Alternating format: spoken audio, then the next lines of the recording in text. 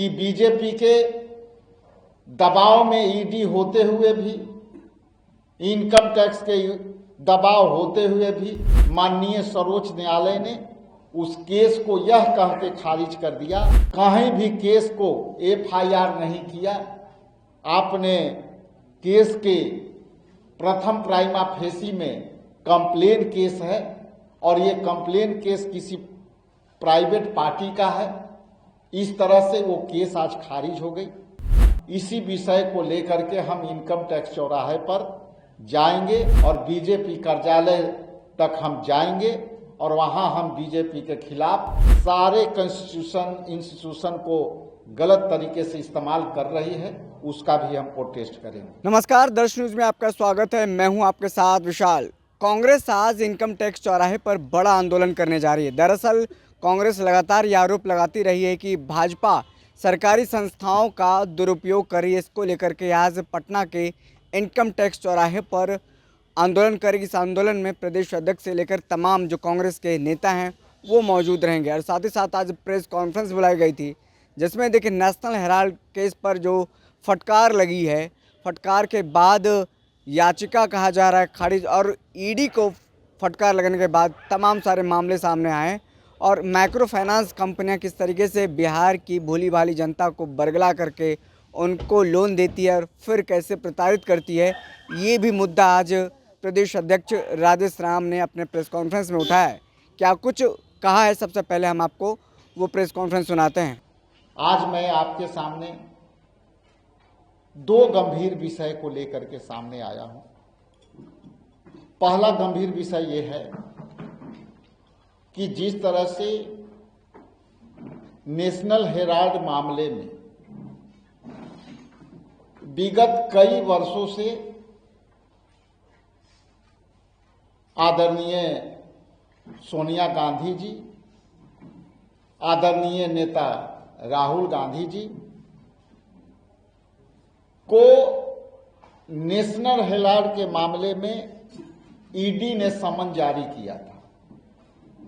आपको स्मरण होगा कि इस विषय पर लेकर के लगातार अखिल भारतीय कांग्रेस कमेटी, बिहार प्रदेश कांग्रेस कमेटी लगातार आंदोलन कर रही थी और हमारे सभी नेता और लीगल जो लॉयर थे राष्ट्रीय स्तर पर, सुप्रीम कोर्ट में ये लगातार बातें चल रही थी कि नेशनल हेराल्ड जो एक जमाने में वो केस क्लोज हो गई थी और केस पूर्णतः समाप्त हो चुकी थी।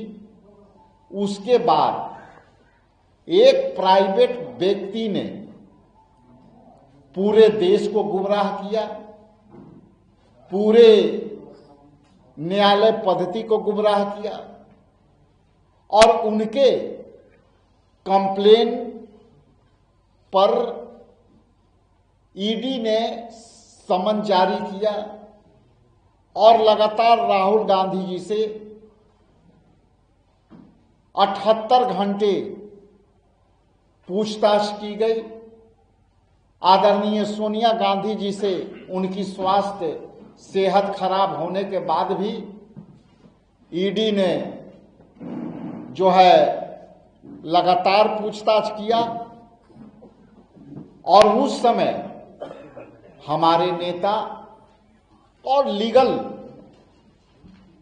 तौर पर जो लॉयर थे वो कह रहे थे कि किसी भी हालत में ये केस गलत है, निराधार है और बीजेपी एक साजिश के तहत ईडी को इस्तेमाल कर सर्वोच्च न्यायालय में उसको रीट याचिका की। और आज ये बताते हुए मुझे प्रसन्नता है कि बीजेपी के दबाव में ईडी होते हुए भी, इनकम टैक्स के दबाव होते हुए भी माननीय सर्वोच्च न्यायालय ने उस केस को यह कह के खारिज कर दिया कि आप कहीं भी केस को एफआईआर नहीं किया, आपने केस के प्रथम प्राइमा फेसी में कंप्लेन केस है और ये कंप्लेन केस किसी प्राइवेट पार्टी का है।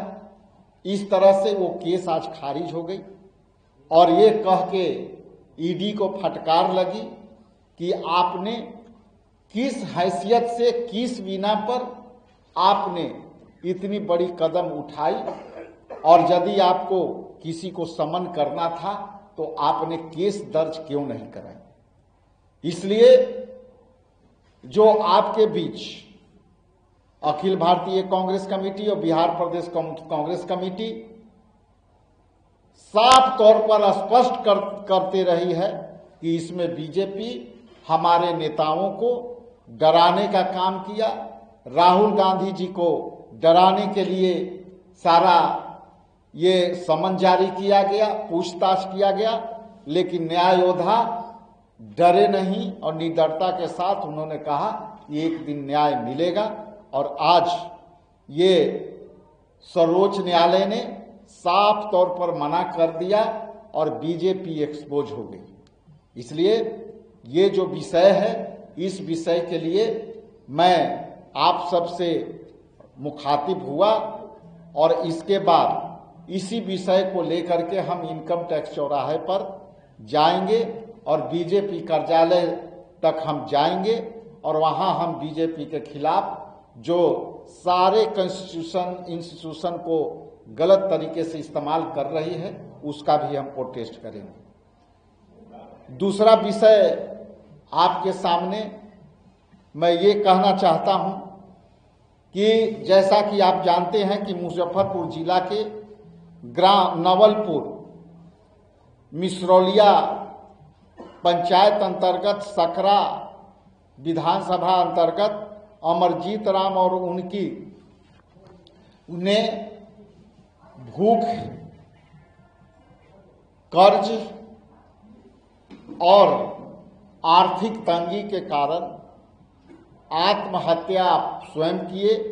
उसके पहले उनके परिवार में 3 पुत्रियों को जो है हत्या कर स्वयं आत्महत्या करके ये इस दुनिया से चले गए और सरकार के सामने एक बड़ी सवाल खड़ी करके चले गए। आप जैसा कि जानते हैं कि आज के लोकतंत्र में यदि कोई व्यक्ति किसी राज्य में भूखा मरता है, वो आर्थिक तंगी और बदहाली से मरता है, तो ये उस राज्य के सरकार के मुंह पर कालिख जैसा है और अपने आप में एक बड़ा सवाल छोड़ के गई है। आप आर्थिक तंगी का कारण सरकार ने उसकी हत्या की है। आप सवाल पूछ सकते हैं कि सरकार कैसे हत्या की।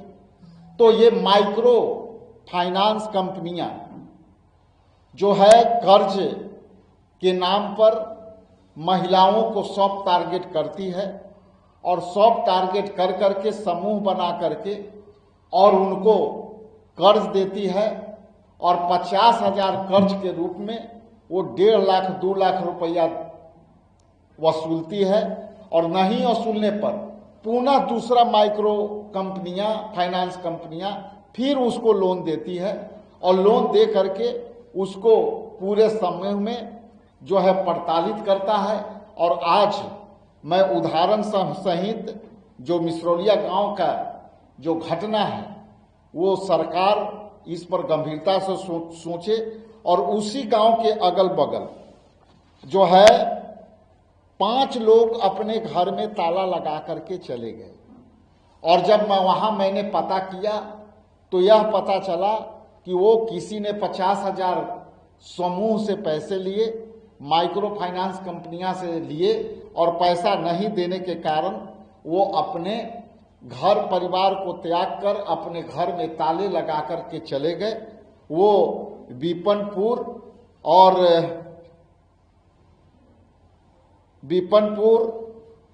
सकरा विधानसभा में वाजिदपुर और ये सब गांव 3-4 गांव में एक ही गांव के लोग भाग गए हैं।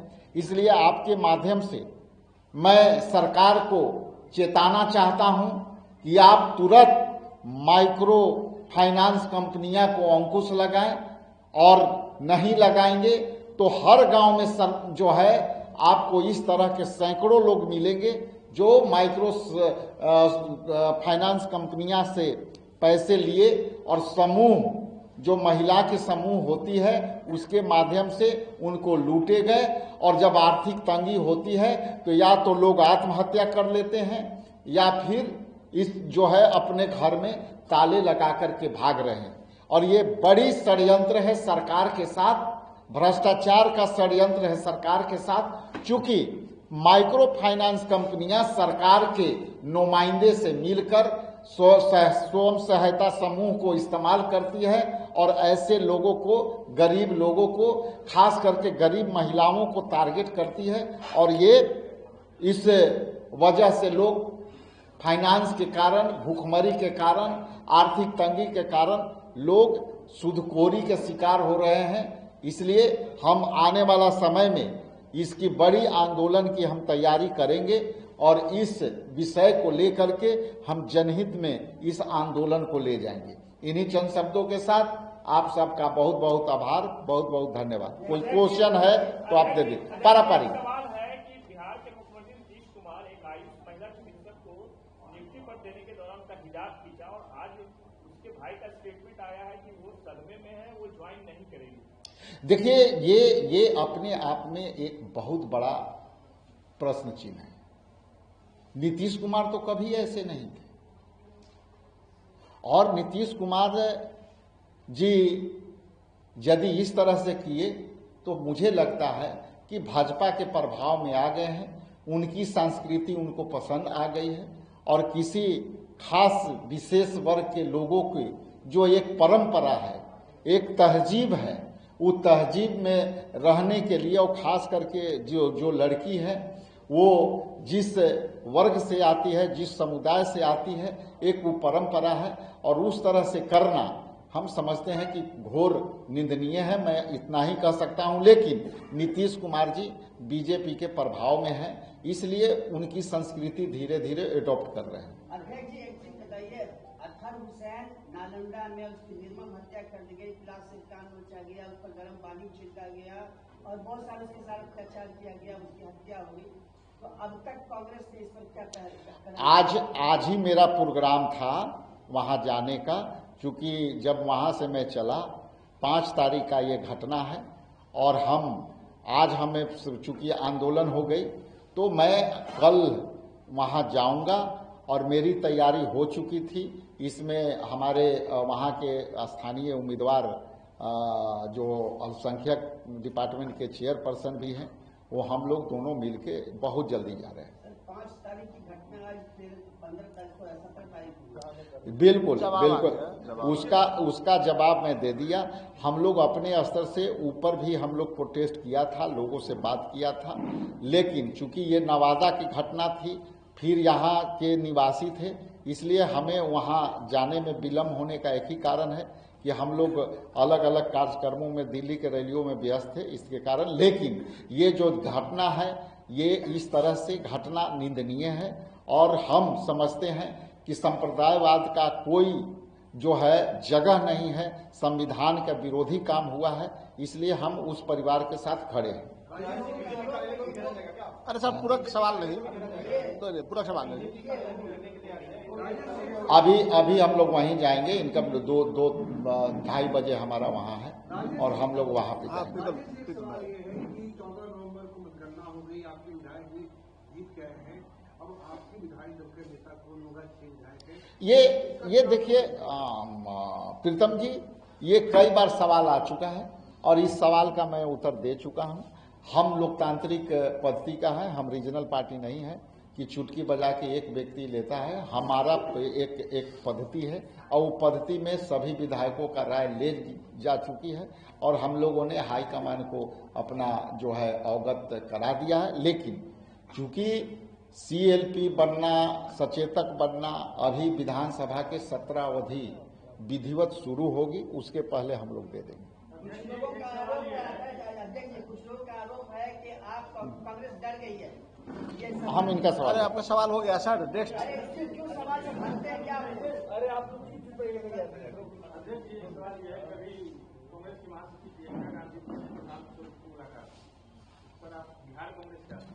मैं इस विषय में इतने कहूंगा कि जिस दिन हमारी ठोस बातें आ जाएगी आपको जरूर बताएंगे। मैं क्या, ये तो आप पुष्टि कर रहे हैं, लेकिन मैं उत्तर मैं इतना ही दूंगा कि जिस दिन हमारी ठोस बातें आ जाएगी आपको सारी बात बता देंगे। तो आप सुन रहे थे कांग्रेस के बिहार प्रदेश के अध्यक्ष राजेश राम को, जो तमाम मुद्दों पर मीडिया के सामने अपनी बातचीत कर रहे थे। और आज 3 बजे देखिए इनकम टैक्स चौराहे पर एक बड़ा आंदोलन होने वाला है कांग्रेस, जिसमें प्रदेश अध्यक्ष राजेश राम से लेकर तमाम जो नेता हैं, विधायक हैं, वो मौजूद रहेंगे। और जिस तरीके से बिहार में चुनाव हुआ, चुनाव में जिस तरीके से कहा जा रहा है कि वोट चोरी हुई, सरकारी संस्थाओं का दुरुपयोग किया गया, इसको लेकर चौराहे से लेकर के पूरा जो है गोलंबर पर आंदोलन होगा। और साथ ही साथ मुजफ्फरपुर में जो दलित परिवार के लोग हैं, माइक्रो फाइनेंस के जाल में फंस करके लोन लेकर के उन्होंने खुद को ख़त्म कर लिया, ये भी बातें सामने आई। और इसको लेकर के भी आज काफ़ी एग्रेसिव और काफ़ी गुस्सा में नजर आए थे प्रदेश अध्यक्ष राजेश राम। फिलहाल इस खबर में इतना ही, हमें दीजिए इजाज़त, फिर मिलते हैं किसी बड़ी खबर के साथ। तब तक के लिए बहुत बहुत शुक्रिया।